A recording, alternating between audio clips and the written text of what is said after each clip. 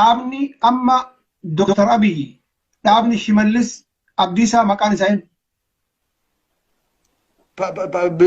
badhaadhin eessaa fide badhaadhin eessaa fide look waan tokko deeggaruun mirga keeti amma caqas nagadi akkasi dhagayetti waan tokko deeggaruun mirga keessa waan na baasa jette an abbaa badhaadhinaa jette ijoolleen teennetti mirga keeti hin deeggartaa mirga keeti badhaadhina kana eessaa fiddanii ilmaan Oromootiin jaanjessitan maaliifi akkaataa itti badhaadhinni dhufe siifaa himu maqaa kana eessaa fiddan ka masgaba irra hin jirre maqaan jaraa kun jara 8 walitti dhuftee paartii wayyaanee keessaa ariitee amma ijaaramte kuni maqaan jaraa ka seeran beekamu ka heeran beekamu ka miidiyaan dubbatu een maqaa ihaadii kaleessa eenyutu ihaadii jedhee kaa'e dur Neesi sun Mallas Zeenaawit sun kute du'e sun kana sanas warruma maqaan jara tanaa eenyu maqaan amma Dr. Abiy waliin qabee paartii kana eegeenni cafalqaqee tokko godhe maqaan jaraa eenyu boleski maqaan kuni fudhatama qabamoo hin qabu Itoophiyaa fi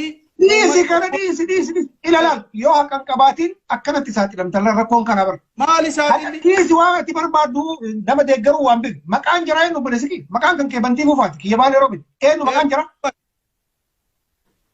maqaan kiyya Bantii Fufaati yes kiyya baalee roobin maqaan paartii kanaa eenyu boleski afaan Oromoo wajjin haasofnaan maqaan paartii kanaa eenyu maqaan paartii kanaa eenyu jettamoo eenyu fide jetta gaaffiin keeyyuu naan galle fide hin jenne eenyu fide ka fide hin beekaan eenyu maqaan jaraa ka amma heeran jiru ka firdibeetiin beeku ka ma'aazaa qixaa'u beektu eenyu maqaan jaraa maqaa kana eenyutu huume jettamoo eenyu jechuu kee abbaan fedhe haa uumu maqaan jaraa eenyu boleski maal barbaadde ree amma waan ati na gaafachuu barbaadde maqaan paartii Dr. Abiy fi Shimallis eenyu sin jedhaa jira boleski badhaadhina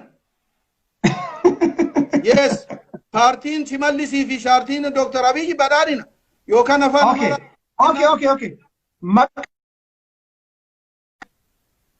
gandu adda argaachoo biltsiginna paartii maqaan okay maqaan paartii Somaalee Sodeephaa eenyu biltsiginna Somaalee biltsiginnaa paartii kenna akkamiin badhaadhina ta'e ka jarri torbanii biltsiginnaa ta'e ka Oromoo akkamiin badhaadhina ta'e Nagai afaan keenyaan kan Oromoo maqaan Oromiyaadhaa paartii Oromootiin yeroo fudhannu Oromiyaa paartii badhaadhina Oromiyaa jenna malee afaan keenyatti kanneen paartii badhaadhina Oromiyaa jenna.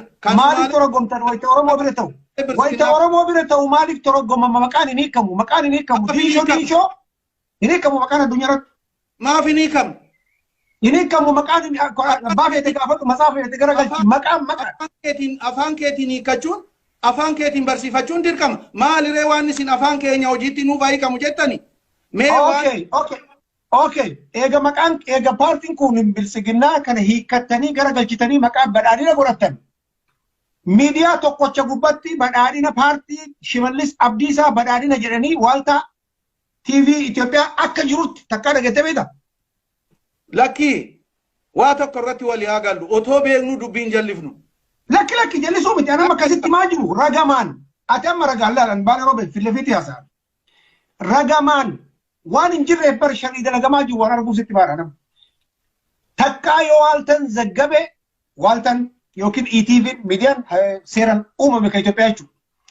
Miidiyaan badhaadhina jedhee uummata Oromoo jaanjessaa jiru OBN malee jira obboleessi. warri kaanis Somaalee biltsiginnaa paartii jedhanii afaan isaaniitiin dubbataan jiranii Yedabuu biltsiginnaa paartii jedhanii afaan isaanii dubbataan jiranii absolutely Amaaraa biltsiginnaa paartii jedhanii afaan isaanii badhaadhinuma eessaa fiddarree isin paartii badhaadhina Oromiyaa jedhanii dubbachuun sirriidha afaan Oromoo dagaagsina jechaan jirru afaan Oromoo afaan makiinaa hiitati miti kadar dagagsitu afaan kan kee ana kuni ila miidiyaan Itoophiyaa waaltaa ta'e ETV ta'e obboleessa kiyya miidiyaan Itoophiyaa cufti FM'n Itoophiyaa cufti paartii biltsiginnaa qirincaafi Oromiyaa jettee zaggabti paartii biltsiginnaa qirincaafi Somaalee paartii biltsiginnaa qirincaafi Amaaraa paartii biltsiginnaa qirincaafi Dabub isin maalumaaf rabbii keessan sodaattanii wayita ilmaan Oromoo humta kan beektan jettanii. Akka keetti paartii eega qirincaa fi dabuubii jenne eega qirincaa fi sumaalee jenne paartii bilisiginnaa Oromiyaa yoo jenne maali rakkoon jiru? Kan Oromiyaa. Akkuma jirutti wama jiru maaliif bantii dhufaa uffata gurraacha uffatee baala yeroo wajjin haasaman jedhe. Maqaa keenya tiikkachuu qabna kaa maqaa keenya guddifachuu qabna. Maaf maqaa ergisaatiin fayyadamna uummata keenyatti. Uummanni Oromoo as keessa kan jirtan sharri dalagamaa jiru kana beekanii bakki ani itti ilaala bantii dhufaa dhagaye. Bakki ani itti shanee jibbee hattummaa jiraatiif kijibummaa jiraati. Akkasumatti bilisiginnaalee wanni dalagaa jirtan kan haqaan deeggarii dhugaa jirtu Oromootti mi badhaadhina dalagaadhaan mul'isa maqaadhanii miti. Hin jijjiiramu maqaan. Maqaan obboleessa kee irraan intarneetii maqaa isaa beektaa ta'u intarneetiin maqaami. Intarneetiin maqaa. Afaan Amaaraatti jijjiiramee gibaa mara buusti kan jedhu dhagattee nama. Waasee gaafadhu. Mee eenyu maano baale waasee gaafadhu.